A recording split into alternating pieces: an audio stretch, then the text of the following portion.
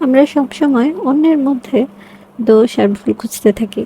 আমরা নিজেরা কি পারফেক্ট? যখন আমরা নিজেরাই পারফেক্ট না, তখন আমরা কিভাবে অন্যের মধ্যে দোষ আর ভুল খুঁজতে পারি? বলেন তো? তারপরও কিন্তু দিন শেষে আমরা নিজেদের দোষ আর ভুলের কথা মনে রাখি না। সবসময় এটা খুঁজে বেড়াই যে এ কি করলো, ও কি করলো? এগুলো না করে আগে নিজের দোষটা দেখার চেষ্টা করুন। দেখবেন যে তখন আর অন্যের মধ্যে দোষ খোঁজার চিন্তা ভাবনাটাও মাথার মধ্যে আসবে না। যাই হোক, তো এখানে হচ্ছে আমি একটু ভাত বসিয়ে নিচ্ছি। আর আজকে আমি একটু শুটকি রান্না করব। যেহেতু আমার মামি শাশুড়ি আমার থেকে একটু শুটকি রান্না খেতে চেয়েছে। আগের দিন হচ্ছে আমাকে বলেছিল যে, "তুমি আমাকে একটু শুটকি ভুনা করে দিও। আমার একটু খেতে ইচ্ছা করছে।" আমি বললাম যে, "আচ্ছা ঠিক আছে, আমি করে দিবনে।" ভাবলাম যে আজকে তেমন একটা রান্না ছিল না।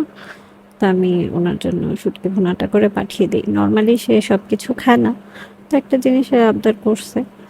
আ এইজন্য ভাবলাম যে করে দেই।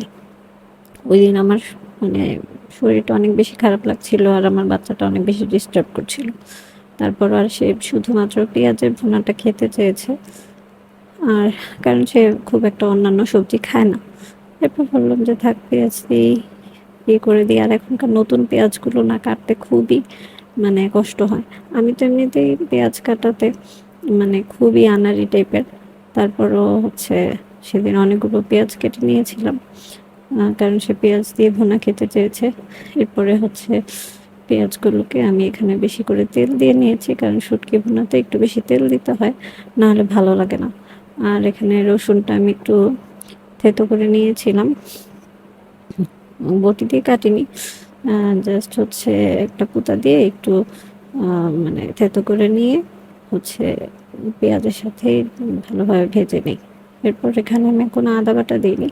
জাস্ট রসুন বাটা দিয়ে ভালোভাবে হচ্ছে পেঁয়াজের সাথে একদম কাঁচা স্মেলটা যাওয়ার পর্যন্ত আমি ভেজে নিই। তারপরে হচ্ছে আমি এখানে একটা টমেটো এড করি। ভাবলাম যে টমেটো দিলে গ্রেভিটা একটু মজা হয় বা মানে দেখতেও ভালো লাগে। কালারটা সুন্দর হয়, একটু লাল, লাল হয়।